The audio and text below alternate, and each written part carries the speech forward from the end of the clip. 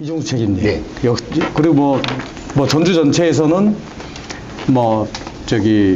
그 관광이 차지하고 있는 비중이 크지 않다 하더라도 우리 또 외지인들의 시각에서 또 전주의 관광을 빼놓고 얘기할 수는 없잖아요. 그렇죠. 유동인구 데이터를 봤을 때 전체 관광객의 규모 그리고 또 뭐 어떤 성격을 가진 분들인지 또 분석을 좀 해보셨죠? 그 전라도 통틀어 가지고 관광객이 제일 많은 곳, 외지인이 가장 많은 곳. 광주, 전라남도, 북도 다 해서 네, 제일 많은 곳이 전주는 아닙니다. 기대하고 있었는데 전주라면 놀라려고 했는데 간발의 차이로 2등이고요. 2등 400만 명. 400만 월 400만 명. 월 400이에요? 네, 월 400만 명. 야, 그럼 연이면 거의 5천만 명. 와 굉장하네요. 월 400만 명 외지인이 오는 걸로 돼 있고, 근데 이제 1등이 얘기하지 말라고 하셨는데 대표님 고향인 여수가 429만 명. 여기 이제 8월 기준이고요. 뺏겼을 것 같은데. 그래서 요게 여수가 무섭네요. 야, 무섭네요, 진짜. 여수가 상당히 좀 관광으로 좀 많이 돼 있는. 인구는 절반도 안 되는데. 여수가 갈 데가 많아요. 먹을 게 많고. 외국 사람들이 마케팅을 잘하는 거죠 또. 사람들이 좋아요 거기. 그래서 전주 사람들도 좋을 겁니다. 그렇죠. 저도 그래서 이제 요번에 그 지수를 또 하나 아까 말씀드린 하나 만들어봤어요. 이게 뭐냐면 노령화 지수 말고 현지인 대비 외지인의 비율이 얼마냐를 보게 되면 이게 진짜 관광이 말씀한 활성화돼 있냐, 활성화되지 않느냐를 좀 볼 수 있을 것 같아요. 이름은 뭐예요? 무슨 지수예요? 제가 아마 관광객 지수라고 잡아놓은 것 같아요. 좋습니다. 이름은 관광객 수정해야 될 것 지수. 같은데 관광객 지수 잡아야 되는데 너무 직접적이다. 그죠? 좋네요. 공돌이다운 네이밍이네. 그래서 여수 같은 경우는 429만 명이 방문하는데 거주자가 25만 명입니다. 그렇죠. 그러니까 17.16 정도 되고요. 그래서 관광이 높다라고 볼 수 있는데 전주 같은 경우는 400만이 방문하는데 거주 인구가 61만, 6.55입니다. 어떻게 보면 말씀하신 대로 전주가 사람은 많이 오지만 현지인이 그 거주자가 많아서 약간 관광 기초가 떨어지면서 관광으로 꼭 먹고 살지 않아도 되는 그런 산업 구조로 갈 수 있다. 아까 여기서 나왔던 산업 구조가 또 여기서 설명이 되는구만요. 네, 그러니까 그래서 그런 차원으로 준비하지 않았는데 이거 딱 대놓고 보니 이것도 의미가 있는 수치구나. 앞으로 많이 밀어봐야겠다. 괜찮은 의미 있는 지수네요. 네. 이제 좋아요. 그러면 아까 400 몇십만 명이라고 했잖아요. 근데 우리가 이제 주요 관광지 제주도 우리가 다뤄봤고 강원도, 강릉, 속초도 다뤄봤는데 뭐 어디는 좀 관광객이 줄고 있고 어디는 좀 늘고 있고만 그랬었어요. 전주는 좀 어떻습니까? 전주는 이게 제가 올해 23년도 1월부터 9월까지 데이터를 좀 가져와 봤는데요. 2월 달에 262만 정도로 좀 많이 내려왔었죠. 근데 지속적으로 쭉 올라오면서 9월 달에는 426만까지 해서 지속적으로 증가하는 구조를 보여주고 있고요. 대신 이제 전주 시민은 63만, 60만 이렇게 왔다 갔다 하는데 60만에서 왔다 갔다 하는데 관광객은 지속적으로 늘어나는 구조. 그래서 어떻게 보면 지금까지 관광지는 다 숫자가 줄어드는 구조였는데 다행히 전주는 계속 늘어나는 구조가 있었습니다. 주요 연령대는 어떤 분들이 주로 근데 가세요? 이제 약간의 문제점이 있다라고 볼 수 있으면 여기 보시는 것처럼 보통은 20대, 30대가 많은데 전주는 40대, 50대, 60대 남성이 많은 비중을 차지하는 구조입니다. 그 문제예요? 40대, 50대, 60대가 뭐 죄졌습니까? 뒤진 건 아니고요. 충분히 건강하실 수 있죠. 건강하실 건데 네. 그런 분들이 많이 모여 있다. 그래서 물이 안 좋다는 겁니까? 말 잘하세요. 네네. 그거를 이제 제주특별자치시하고 비교를 한번 해봤습니다. 네. 그러니까 전주 그렇죠. 같은 경우는 우상향의 그림을 가지고 있고요. 제주도 같은 경우는 좌상향의 구조를 가지고 있고 우하향의 구조를 가지고 있죠. 그래서 어떻게 보면 연령대가? 연령대 구조를 봤을 때 그래서 전주시는 약간 40대 이상이 즐길 수 있는 게 많이 있고 제주는 20, 30대가 즐길 수 있는 게 많이 있다라고 봤을 때 중장기 그러니까 약간의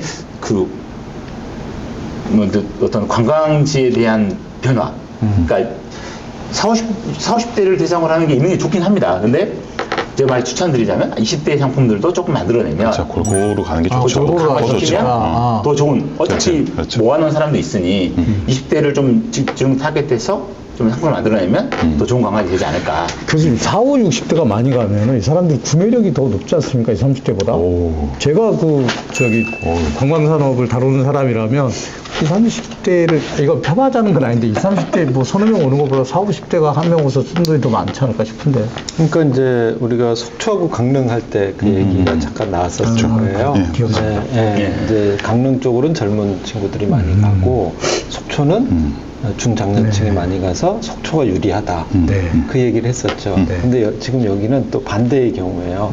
아까 제가 경주하고 전주를 비교한다 그랬잖아요. 사실 여기 약간 전통적인 도시죠.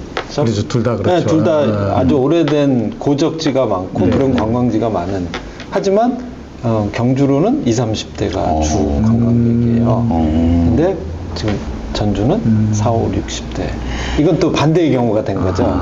그래서 우리가 이게 이제 획일적으로 젊으냐 나이가 많느냐의 문제가 아니라는 거죠. 이게 이제 컨텐츠의 문제고 지금 전주가 분석을 해보면 사실 한옥마을 효과가 상당히 크다라고 일반적으로들은 생각을 하는데 그리고 거기서 제일 많이 가는 데가 한옥마을하고 남부시장이에요. 왜냐면 우리가 지금까지 계속 분석해 왔다시피 이 어딘가 가면 사람들이 이 전통시장으로 많이 가게 되는 흐름이 되어 있잖아요. 여기도 마찬가지긴 한데 이게 상당히 큰 유입 효과가 있는 듯한데 이제 이 경제적 효과가 떨어지고 있다는 거죠. 지금 인구는 늘어나고 있는데 제가 분석을 해봤더니 일단은 가장 큰 문제가 체류 시간이 떨어집니다. 그죠? 그다음에 핵심이 숙박 일수가 떨어집니다. 그렇죠. 핵심이죠.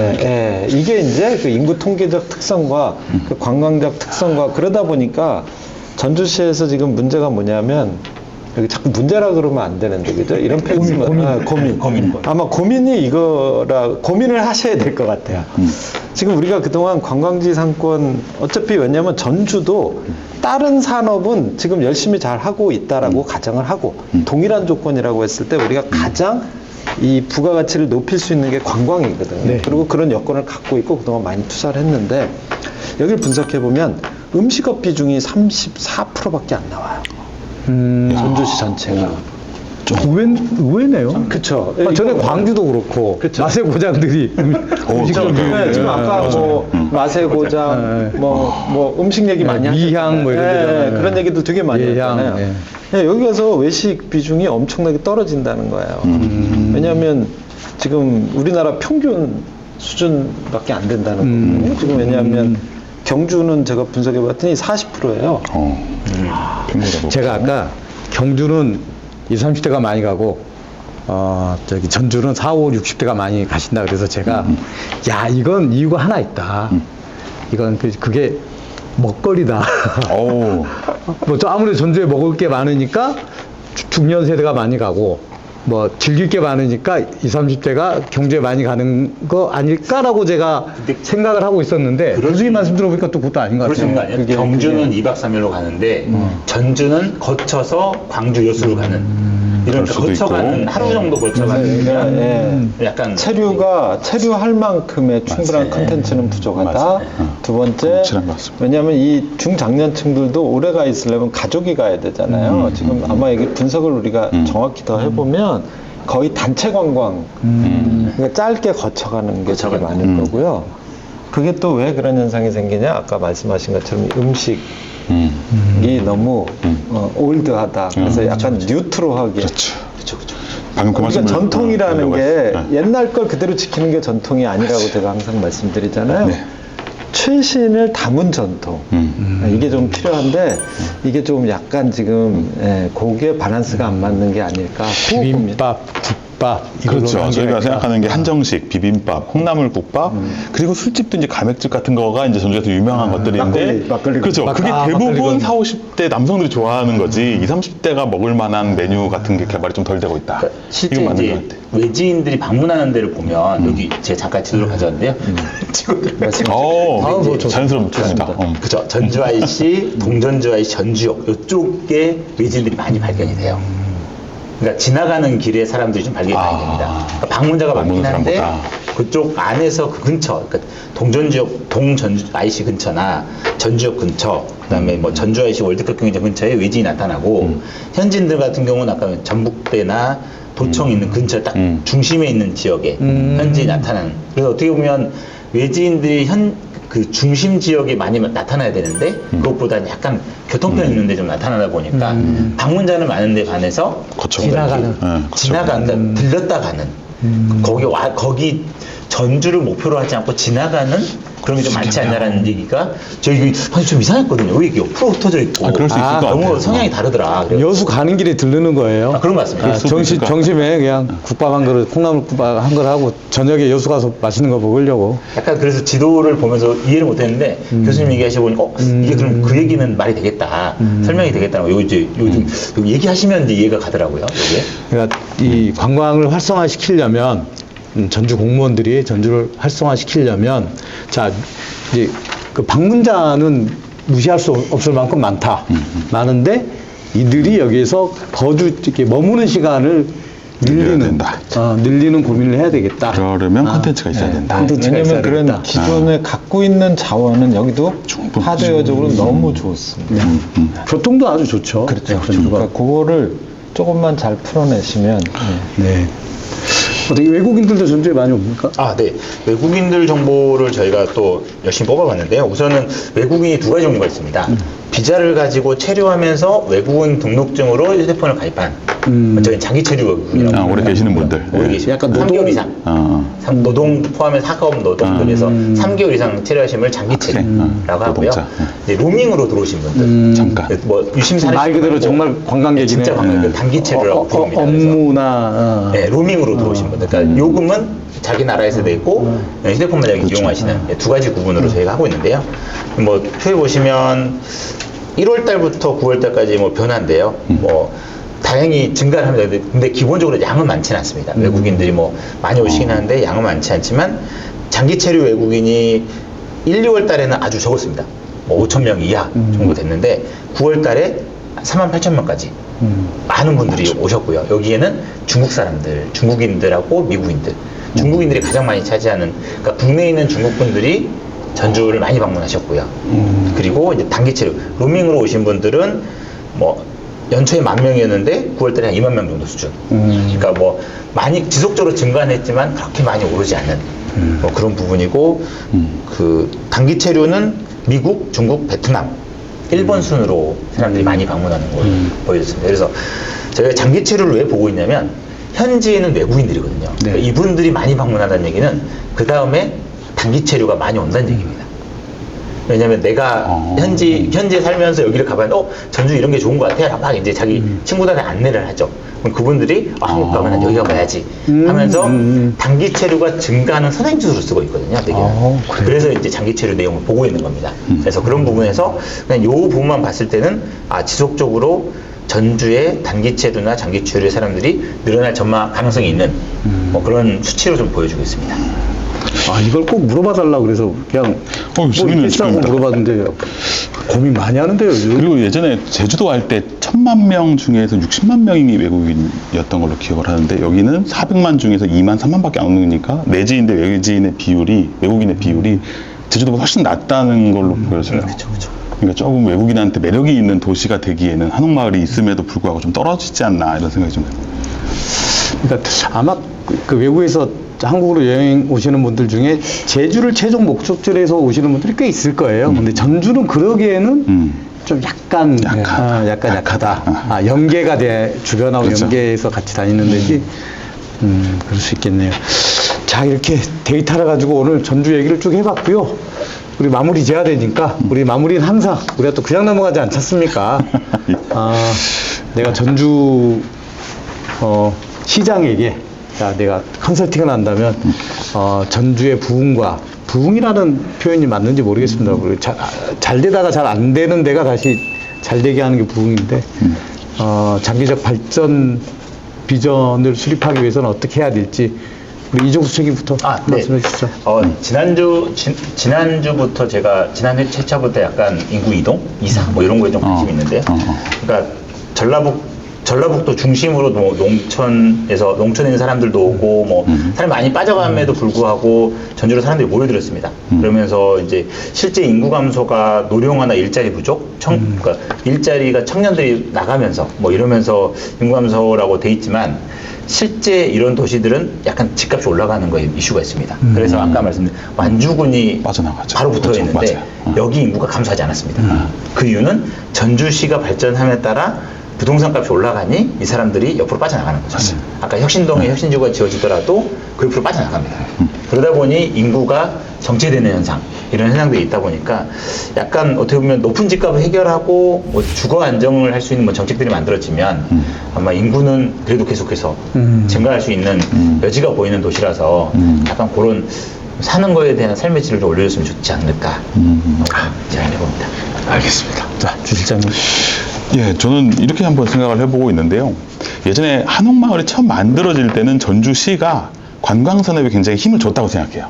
근데 지금은 관광산업보다는 이제 그 전주시 내의 어떤 산업에 좀 더 관심을 두는 것 같다. 이런 생각이 들고요. 그걸 어떤 지표들로 볼 수 있냐면 첫 번째로 전북 인구는 주는데 전주는 그래도 늘어나고 있다라는 점 하나. 그다음에 산업의 구조상 관광산업이 전체적인 막 비중에서 엄청 막 산업을 좌지우지할 정도는 아니다라는 거 하나. 그리고 신도시급은 아니지만 소소하게 건설되는 아파트 단지들로 인해서 거기에 이제 사람들이 많이 몰리고 그쪽으로 소비도 몰리고 있다. 이런 지표들을 보면 어떤 생각이 드냐면 전주시가 지금 관광산업보다는 그 내수 산업에 조금 더 관심을 두고 있는 것 같다. 저 인구로 설명드리면 생활인구보다, 그러니까 외부에서 방문하는 사람들보다 상주 인구를 늘리려는 정책을 쓰고 있는 게 아닌가라는 생각이 좀 들었어요. 그래 이제 혁신도시도 만들어서 직장도 이전을 시키고 학교도 만들고 여기에 사람들도 많이 살게 해주고 이런 쪽에 더 많이 집중을 하고 있구나라는 걸 이제 데이터로 볼 수가 있었는데, 그러다 보니까 무슨 생각이 드냐면 약간 그 전북의 장남격인 어떤 전주가 잘하는 걸 하나 놓치고 있다. 엄청나게 많은 자원, 그 관광장을 가지고 있는데 여기에 집중 안 하고 지금 거주 인구 늘리는 쪽, 직장 유치하는 거에 많이 집중을 하다 보니까 이걸 놓친다는 거죠, 관광산업을. 그런데 저희가 알다시피 직장이나 학교나 뭐 거주 단지를 하나 크게 만들려면 시간이 굉장히 오래 걸리잖아요. 그 오래 걸리는 시간 동안 우리가 챙기지 못하는 그 관광산업, 그래서 한번 떨어지기 시작하면 얘를 다시 돌리는 건 굉장히 어려운 일이거든요.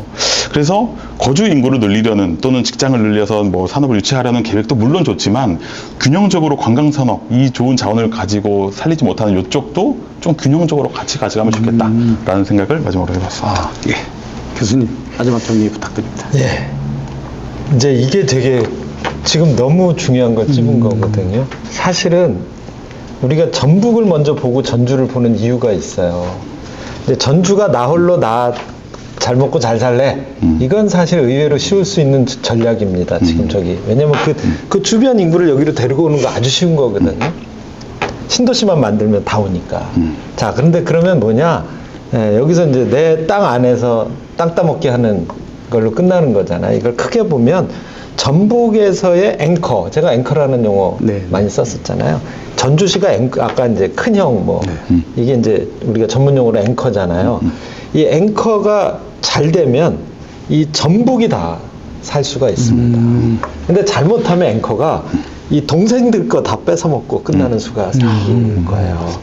이게 그러니까 그러면 그걸 하기 위해서 뭘 투자할 것이냐. 한옥마을이 풍남동에 있는데 풍남동의 음식업 지출 비중은 52%입니다. 꽤 높네요. 엄청 여기는 높죠. 여기는 예. 근데 이게 문제가 뭐냐? 여기서 끝난다는 거죠. 사실 얘도 여기 앵커 역할을 하면 여기 왔던 사람이 이 나머지 전주로 퍼지고 완산구로 퍼지고 예, 전주시로 덕진구로 다 퍼지고 전북으로 퍼지고 이런 구조화된 포트폴리오 컨텐츠 머천다이징, 제가 이제 또 머천다이징이라는 용어 여러 데서 어려운 거 쓰면 싫어하시지만 이거 우리가 알아야 되거든요. 그런 구조를 잘 만들면 전주도 좋고 전북도 좋고 뭐 이런 여러 가지 역할들을 생각해 볼 수 있겠는데 하여튼 고민이 많이 필요하실 것 같아요. 고민이 많이 되실 것 같아요, 지금. 네, 여기서 마무리하겠습니다. 알겠습니다. 오늘도 이렇게 데이터를 가지고 전주를 속속들이 한번 파헤쳐 봤습니다. 네, 저희는 그럼 다음 시간에 뵙겠습니다. 감사합니다.